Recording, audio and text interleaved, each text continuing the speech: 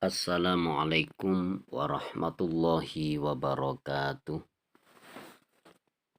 Bismillahirrahmanirrahim. Alhamdulillahi rabbil alamin. Wassalatu wassalamu ala sayyidina Muhammadin wa ala alihi wa sahbihi ajma'in, amma ba'du. Para pemirsa, para pendengar dimanapun Anda berada yang dirahmati Allah subhanahu wa ta'ala. Pada kali ini saya akan menceritakan sebuah hikayat matinya seorang fasik, orang yang rusak, orang yang sangat fasik yang mendapatkan ampunan Allah Subhanahu wa taala. Pada zaman Nabi Musa alaihi salam ada salah seorang yang mati karena dia sangat fasik, dia ahli maksiat. Maka orang-orang tidak mau memandikan dan menguburkannya. Dia diperlakukan dengan sangat hina. Kakinya diseret dan dibuang pada kotoran tempat sampah. Kemudian Allah Subhanahu wa taala memberikan wahyu kepada Nabi Musa. Allah berfirman, "Hai Musa, ada seseorang yang mati di kampung si fulan, dibuang pada kotoran tempat sampah. Dia termasuk wali dari kekasihku. Orang-orang tidak mau memandikan, tidak mau mengkafani dan menguburkannya. Maka pergilah kamu ke sana. Lalu kamu mandikan, kamu kafani, kamu sholati, dan kamu kuburkan." Ini pesan Allah kepada Nabi Musa. Kemudian Nabi Musa berangkat menuju kampung si fulan yang telah disebutkan. Lalu ia menanyakan keadaan orang yang mati itu. Maka ia memperoleh keterangan dari mereka. Masyarakat sekitar menyampaikan kepada Nabi Musa, "Wahai Nabi Musa, orang itu mati dengan sifat demikian dan demikian." Diceritakan kefasikannya, kejelekannya, kenakalannya. Dia adalah orang fasik yang menampakkan kefasikannya. Kemudian Nabi Musa berkata, "Di mana tempat orang itu? Sesungguhnya Allah telah memberi wahyu kepadaku untuk mengurus dia. Maka tunjukkanlah aku tempat orang itu," kata Nabi Musa. Mereka lalu berangkat menunjukkan tempatnya. Setelah Nabi Musa melihat bahwa orang itu dibuang pada kotoran dan tempat sampah, kotoran-kotoran mereka, juga menyebutkan kejelekan-kejelekannya.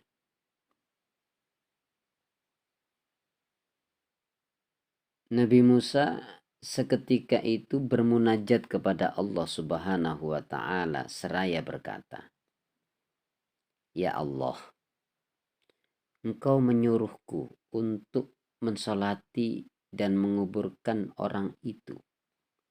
Padahal orang-orang sama menyaksikan bahwa orang itu adalah orang jahat, orang fasik, orang rusak, ahli maksiat secara terang-terangan.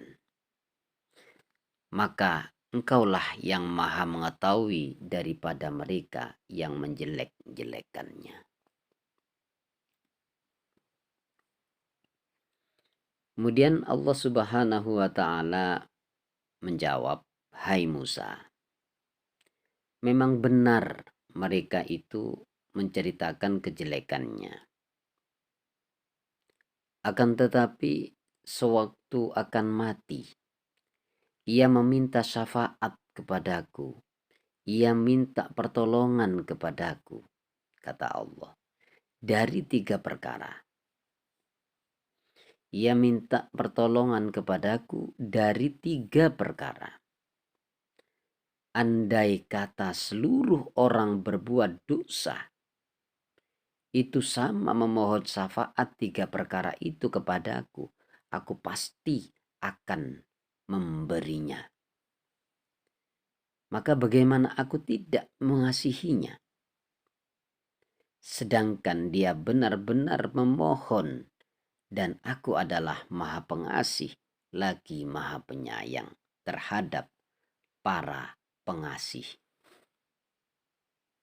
Kemudian setelah Nabi Musa mendapati firman Allah yang seperti itu,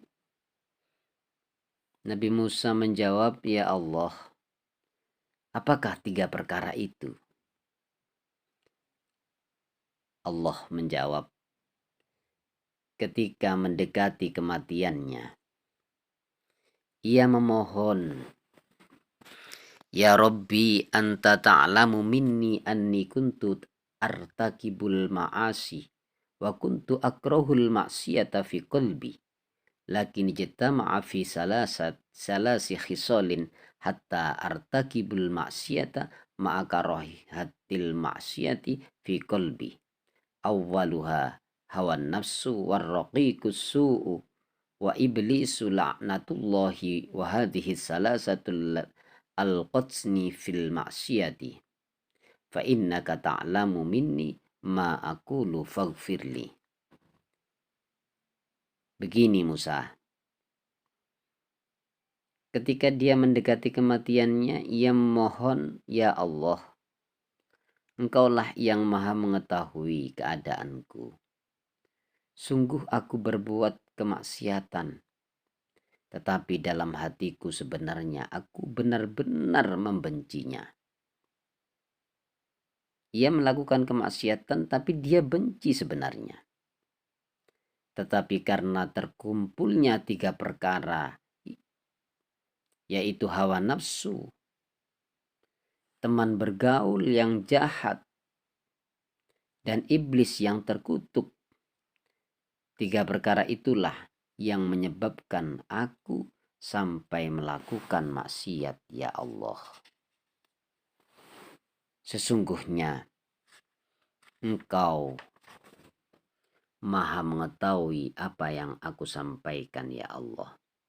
Semoga Engkau berkenan mengampuni aku. Ini yang pertama Nabi Musa. Kemudian yang kedua, ketika ia mau mati mengatakan, "Ya Rabbi, innaka ta'lamu bi anni artagibul ma'asi wa kana maqami ma'al fasaqati walakin suhbatus solihin wa zuhdahum wal maqamala ma'ahum kana ahabbu ilayya minal fasikina." Ia mengatakan, "Ya Allah, Engkau mengetahui bahwa aku berbuat kemaksiatan dan tempat tinggalku di lingkungan orang-orang fasik. Padahal sebenarnya aku sangat senang berkumpul orang-orang soleh dan mencintai kezuhudan mereka, kebaikan mereka, ketaatan mereka. Andai kata tempat tinggalku, rumahku berkumpul dengan mereka, itu akan menjadikanku senang daripada berkumpul di lingkungan orang-orang fasik, orang-orang yang jelek, yang jahat." Ini yang kedua Nabi Musa yang ia sampaikan kepadaku. Kemudian yang ketiga, Ilahi innaka ta'lamu minni anna salihina kanu habba ilayya minal fasikina hatta law istaqbalani rajulani salihun wa talihun laqaddamtu hajatas salihi 'ala talih.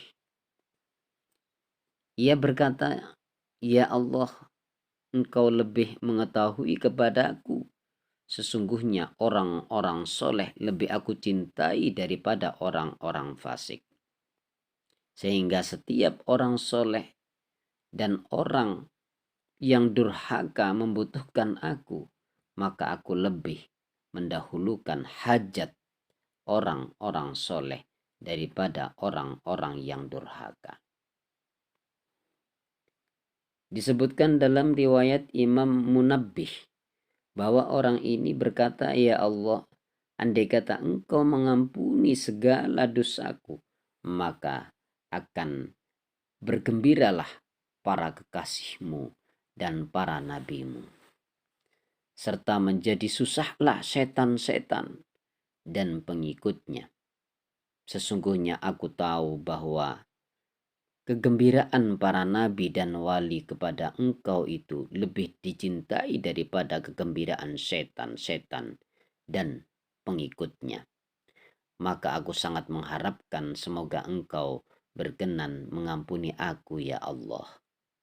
Sesungguhnya Engkau lebih mengetahui daripada apa yang aku sampaikan itu. Maka limpahkanlah rahmat dan kasih sayang-Mu, ya Allah." Maka Musa, setelah ia mengadu begitu kepadaku, kata Allah, "Aku kasihan, aku mengampuni dan aku melewatkan siksanya.